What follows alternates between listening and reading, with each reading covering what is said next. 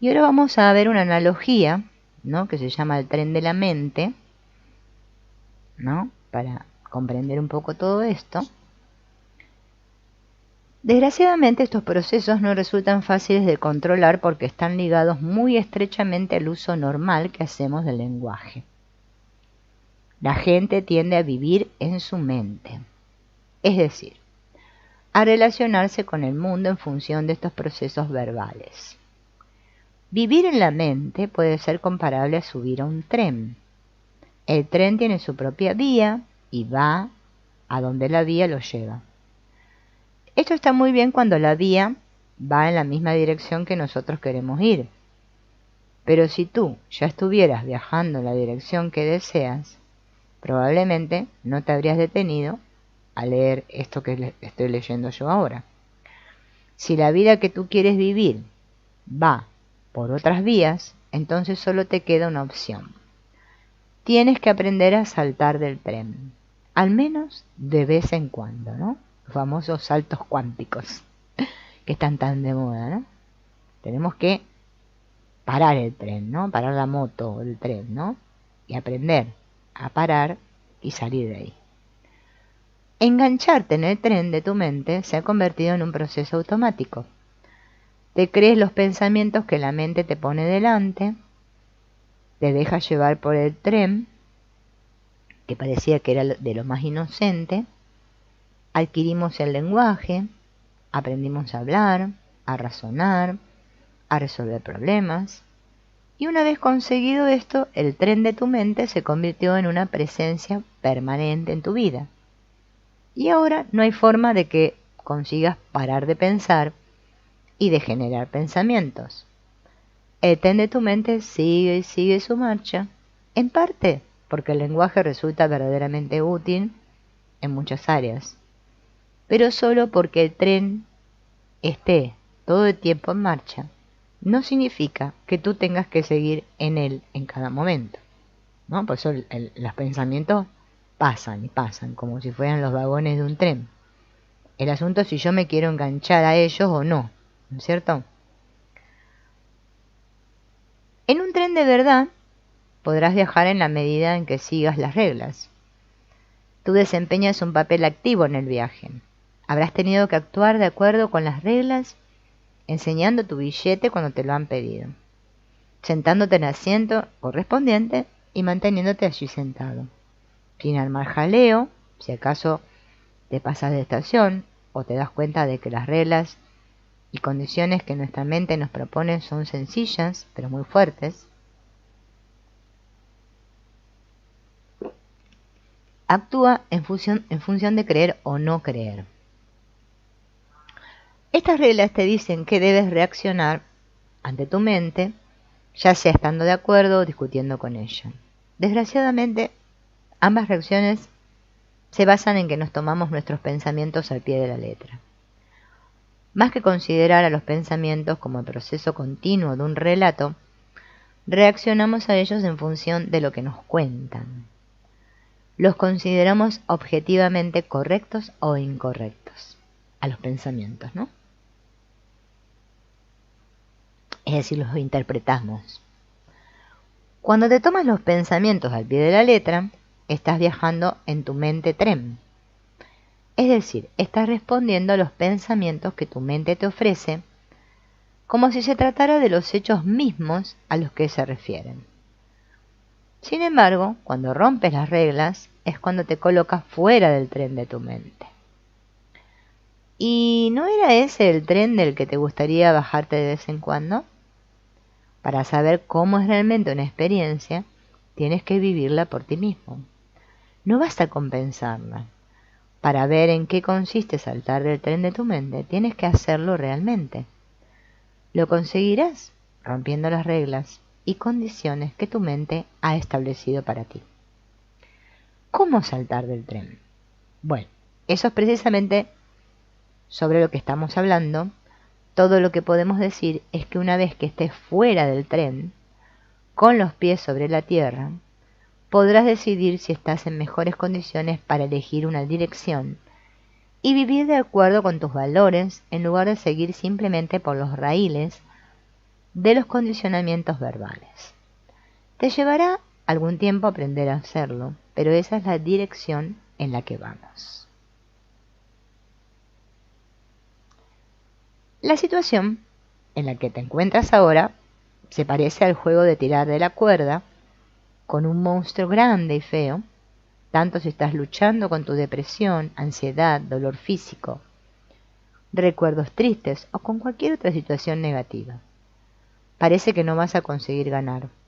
Cuanto más tiras, más fuerte tira el monstruo hacia su terreno. A veces incluso parece como si hubiera un pozo sin fondo entre ese monstruo y tú. Y si pierdes, vas a ser arrastrado al interior del pozo y allí te vas a quedar aniquilado para siempre.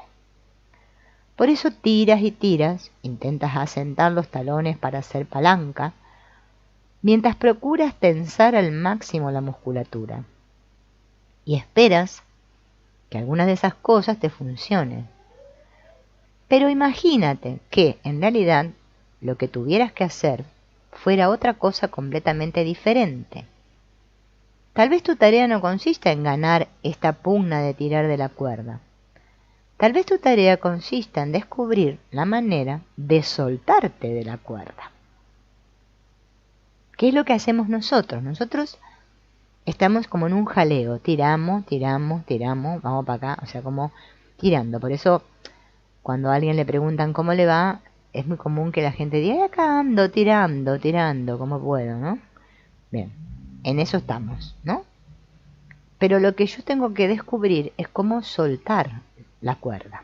O sea, primero darme cuenta que estoy agarrado de la cuerda y después soltar la cuerda, ¿no?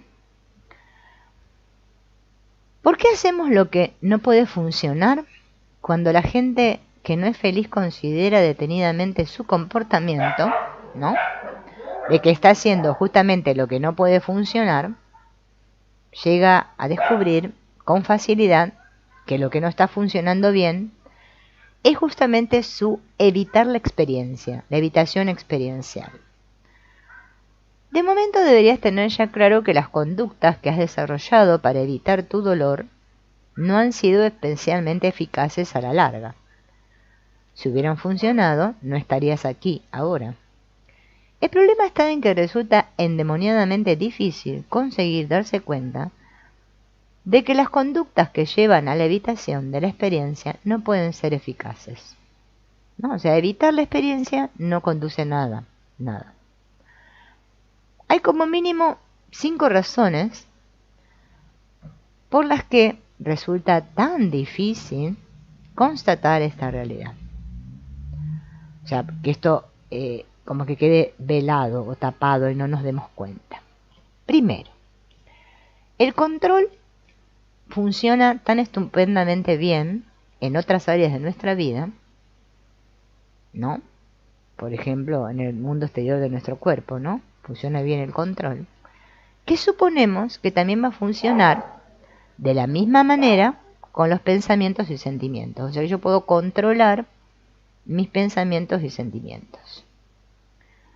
Segundo, te han enseñado que deberías ser capaz de controlar tus pensamientos y sentimientos.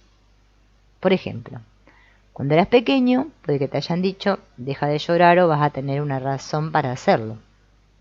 O bien, los chicos valientes no lloran. O no tengas miedo, solo los mariquitas se asustan. Depende el mensaje, ¿no?, que nos hayan dicho, ¿no? Tendientes a que nosotros aprendamos a controlar nuestros pensamientos y sentimientos. 3. Cuando eras muy joven, los gigantes que te rodeaban, esos a los que tú llamabas los mayores, parecía que sí que eran capaces de controlar sus pensamientos y sentimientos. Por ejemplo, puede que tú estuvieras muy asustado, pero parecía que papá no tenía ningún miedo. Puede que tú lloraras mucho, pero los mayores rara vez lo hacían. Este hecho combinado con el punto 2 anterior, que acabamos de leer, puede haberte hecho asumir este mensaje. Debería ser capaz de controlar mi miedo o mis sentimientos de tristeza, porque los demás sí que son capaces de tener este tipo de control. Esto no significa que al final hubieras aprendido a controlar tus sentimientos, sino que lo que sí aprendiste en realidad fue a mantener oculto lo que sentías de verdad para que tus emociones no molestaran a los demás, ¿no? Por eso hemos aprendido a ser unos grandes engañadores, ¿no? Por eso esto se le llama la gran obra de teatro. 4. Mientras ibas creciendo, recibías un flujo continuo de mensajes acerca de que la buena salud y la felicidad depende de que no se experimenten vivencias negativas. Por ejemplo, piensa en todos los anuncios que has visto a lo largo de tu vida, de productos tales como la cerveza, los cigarrillos, los psicofármacos, las vacaciones, los coches sexys, la moda y demás cosas. ¿No es cierto que muchos de estos anuncios transmitían el mensaje de la felicidad consiste en la ausencia total de pensamientos o sentimientos dolorosos? Y si compras este producto, te sentirás mejor y estarás mucho más cerca de la felicidad. Eso es lo que nos vendió el mundo, ¿no? Nosotros compramos. 5. A veces parece que el control de los pensamientos y sentimientos indeseables realmente funciona a corto plazo. Por ejemplo, podrías haber tenido el pensamiento recurrente de que no vales nada y como compensación por tal pensamiento puede que te hayas convertido en un adicto al trabajo. Aparentemente eso puede parecer una buena solución para el problema de sentirte un inútil, pero por regla general el hecho de trabajar demasiado solo hace que aumente el sentimiento de en el fondo ser un perfecto inútil, ¿no? Si tienes algún sentimiento negativo y tratas de enmascararlo deliberadamente, todo cuanto hagas para compensar ese sentimiento negativo sobre ti mismo puede empezar a recordarte que, en el fondo, hay algo que no marcha bien. Si lo que intentas es utilizar tus éxitos para tapar tus pensamientos negativos, entonces es muy probable que ya sepas lo que ocurre cuando uno se convierte en un adicto al trabajo. Cuando te aplauden por tus logros, te sientes como si estuvieras engañando a la gente porque en realidad sabes lo que está ocurriendo por debajo de tu apariencia de calma. Seguro que estás pensando, si supieran lo que hay en realidad, ¿no vivimos así casi todos? ¿No? Incluso el feedback positivo, aunque te permita estar bien por un instante, puede que te haga sentir como un impostor. Esto a menudo se conoce como el síndrome del impostor. Engañar a los demás no sirve porque ¿quién puede sentirse animado por los comentarios de quienes están siendo engañados? Sin embargo, esto del feedback positivo es moneda común del día, ¿no? Y más ahora en la New Age espiritual, ¿no? Y además como que está prohibido decir cómo uno se siente, porque si uno lo dice, parece que uno está mal y a los otros no les gustan que uno le diga al otro que está triste o que está mal. Es así. Son dos los factores que te mantienen bloqueado en el sistema de evitación experiencial. El primer factor es que la regla de que si no quieres una cosa, líbrate de ella, funciona muy bien en el mundo exterior. El segundo factor es que los efectos a corto plazo de la evitación experiencial, es decir, la aplicación de tal regla a nuestra experiencia privada, son a menudo positivos. Por eso fíjense, dos factores que nos mantienen bloqueados, ¿no?, en el sistema de evitación experiencial. El primero, la primera regla, ¿no?, es que si no quiero una cosa, me tengo que librar de ella, ¿no? En el mundo exterior funciona. Y el segundo factor es que los efectos a corto plazo de la evitación experiencial, es decir, la aplicación de tal regla a nuestra experiencia privada, son a menudo positivos.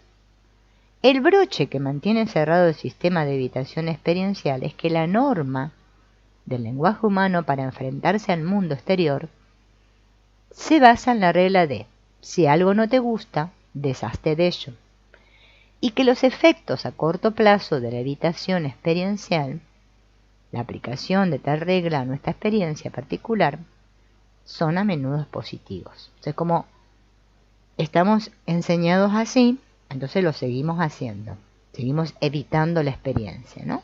Como si fuera algo normal y natural. Bien, por ejemplo, imagina que alguien siente fobia a las serpientes. Sus amigos están planeando una visita al zoológico, pero esta persona tiene miedo de acompañarlos, porque le aterroriza que ellos quieran ir a una exhibición de serpientes y que él no sea capaz de soportar ese lugar. Aunque él, en realidad, desea estar con sus amigos, y hasta le gustaría ver otros animales en el zoológico, al final se inventa una excusa para no ir. Ahora, intenta imaginar cómo se puede sentir uno en el pellejo de esa persona y responde a las siguientes preguntas, rodeando de una de las respuestas que figuran a la derecha, que ahora las vamos a ver. ¿Qué va a sentir probablemente esa persona después de encontrar una excusa para no ir con sus amigos? ¿Alivio o ansiedad? Supuestamente ansiedad, ¿no? Evitar ir al zoo, la evitación experiencial, va a ser más o menos probable la próxima vez. ¿Más o menos? Su fobia, ¿aumentará o disminuirá? Tengo que encerrar, ¿aumentará o disminuirá? ¿No están bien claras las respuestas? ¿Cómo podría ser de otra manera? Tu propia situación es parecida a la experiencia de esta persona. Cada vez que pones en práctica una conducta diseñada específicamente para evitarte algún sufrimiento personal, inicia ese mismo tipo de reacciones que se indican en las preguntas anteriores. Es el ejemplo del zoológico, pero bueno, lo podemos trasladar a cualquier otro.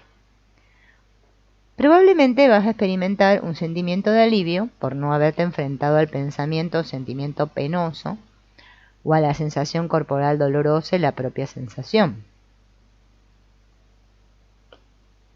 de alivio que experimentas va a reforzar tu deseo de volver a utilizar esa misma táctica la próxima vez que tengas que enfrentarte a la posibilidad de experimentar algún tipo de malestar. Pero cada vez que actúes así, en realidad estarás dando más poder a ese mismo contenido doloroso, es decir, a tu pensamiento, sentimiento o sensación corporal desagradable.